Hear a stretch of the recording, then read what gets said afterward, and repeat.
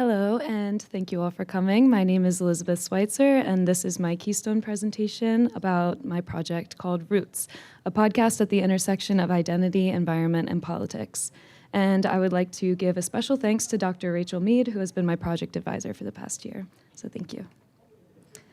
Every day, we use a variety of social tools to regulate our behavior and act accordingly.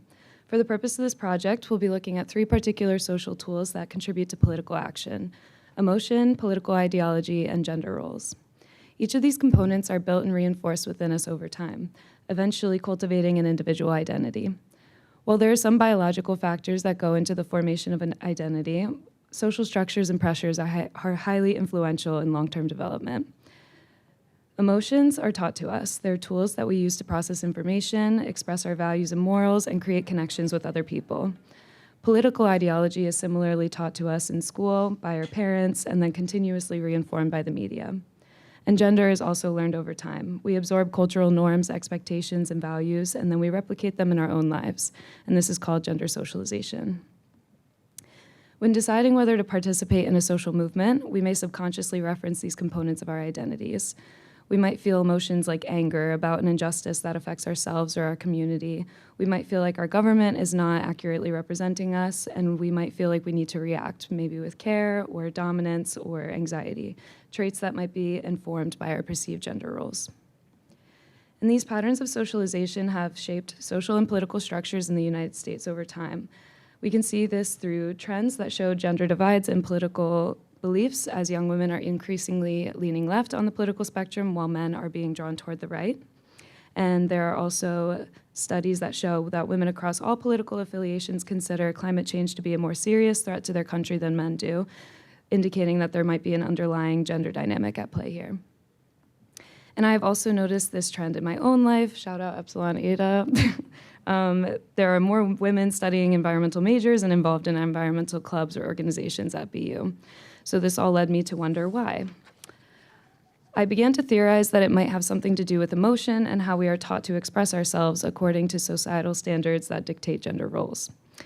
So here are my questions. How do activists respond to environmental messaging? How do these emotional responses impact participation in environmental activism? And how can movements overcome people's climate despair to motivate participation across gender and party lines? After completing my literature review, I crafted a few hypotheses. First, women exhibit stronger emotional responses to environmental messaging than men, which in turn increases their likelihood of engaging in climate activism.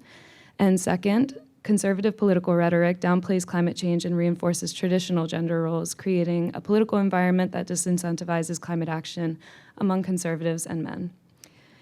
And to answer these questions and test these hypotheses, I decided to conduct semi-structured interviews that would allow my participants to highlight their personal experiences involving climate action. I interviewed 4 climate activists for about an hour each, and then I used inductive qualitative coding to identify themes across each of the interviews. I used a holistic method to identify keywords, phrases, and underlying messages that indicated specific emotions, perceptions of gender roles, messaging strategies, and partisan political beliefs.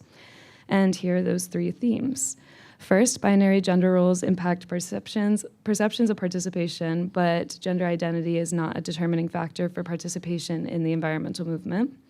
Second, emotion is variable across genders, but most activists experience and share similar emotions in their journeys to becoming environmentalists. And finally, political polarization has instilled a sense of fear, distrust, and paralysis among activists. And here's how those themes broke down across each of my interviews. I chose a few key phrases here to summarize their responses, but as I mentioned before, I wanted to maintain the integrity of these interviews by keeping them in a more narrative format, which is why I chose to also produce a podcast alongside my paper, which just does a better job of capturing the individuality of their experiences.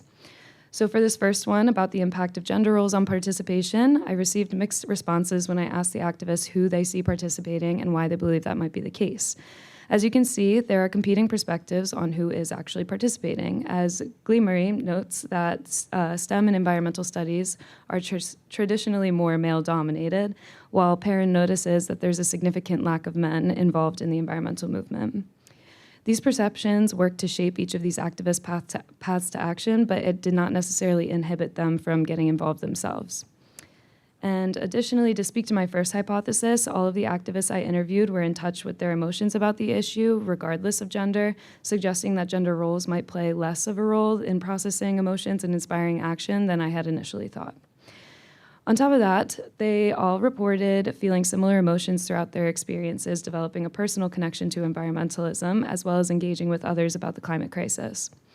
Some of the emotions that were reported by all of them are highlighted up here. We have sadness, guilt, encouragement, anger, and so on. And importantly, all of these are emotions that can be leveraged into action within a social movement. And finally, political polarization has instilled a sense of fear, distrust, and paralysis in activists. My findings contribute to my second hypothesis that conservative political rhetoric is downplaying the effects of climate change and disincentivizing climate action among conservatives and men. The activists reported struggling with countering misinformation and reaching people on the conservative side of the political spectrum, which are obstacles that have hindered their motivation and undermined their trust in the current administration to effectively combat climate change. So what does this all mean? After all my interviews, I came up with a few more potential explanations for these trends. First, if binary gender roles are an obstacle to climate action, then the current shift towards gender liberalization and fluidity might be dismantling some of these social structures that dictate who participates. Or there might be another element at play here. Perhaps there are certain personality traits that leave people feeling more open to environmental messaging, such as empathy or pacifism. My findings also suggest that a strong connection to nature inspires climate action, as all the activists that I interviewed had these really deep emotional connections with certain natural spaces.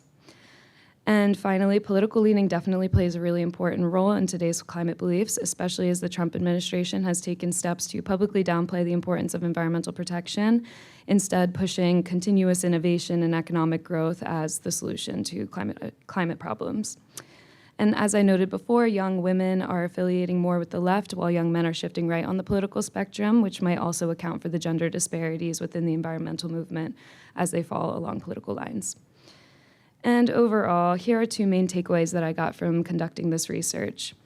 First, messaging should be variable depending on who you're trying to reach, and there's no one-size-fits-all solution. All of my interviewees agreed that climate communication connects with people the most effectively when they're able to make it personal. So for example, instead of talking about sea level rise with somebody from the Midwest, it might be more effective to talk about how a transition to renewable energy sources could help reduce their energy bills. And second, a combination of data, emotional appeals, and real-world experiences are the most effective in mobilizing people for environmental activism. It's obviously important to bring data to the table, but sometimes people might feel disconnected from facts and figures. So by learning more about individual people and incorporating personalized emotional appeals, the message might be far better received, and it's ultimately more likely to inspire action. And finally, when we have the opportunity, it can be super powerful to physically bring someone to a natural space or even reference the spaces that they connect with emotionally, such as the woods near their childhood home or a beach that they used to vacation at. And for me, as a young environmentalist, speaking to these activists and connecting with them on a personal level really did a lot to overcome my own feelings of political anxiety and despair.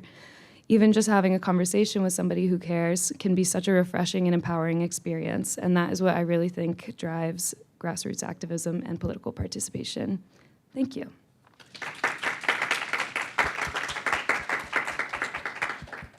We have time for about 3 minutes of questions, if there are any in the crowd. Great job. You mentioned a podcast. So can you tell us a bit more about that, what that is and what format it took?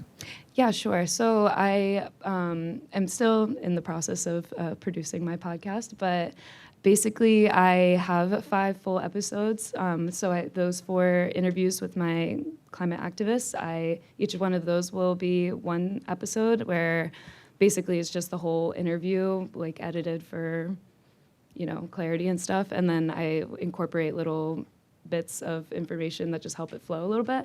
And then I have another episode with just a bunch of like short form miniature interviews that I did at the Greenbuild International Conference in this past November.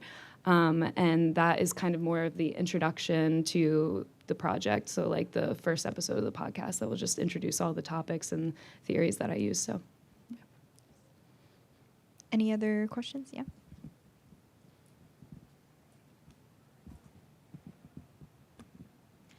have two questions. First is quick. When the podcast is produced, where will we be able to listen to it? I'll let you know. Okay, thanks. And then also, when you were interviewing like the climate activists like Lee Marie, Perrin, was there anything like really surprising about like what they had to say about their emotions and like how that relates to the environmental movement? Yeah, I think that one of the big themes that I found, like specifically with the emotions that these activists felt like throughout their journey into environmentalism, was there is a really big arc from despair to activism. So I feel like a lot of these activists started with like an increased recognition of like climate issues and just an awareness of how it's impacting people, their communities personally, and then also other communities.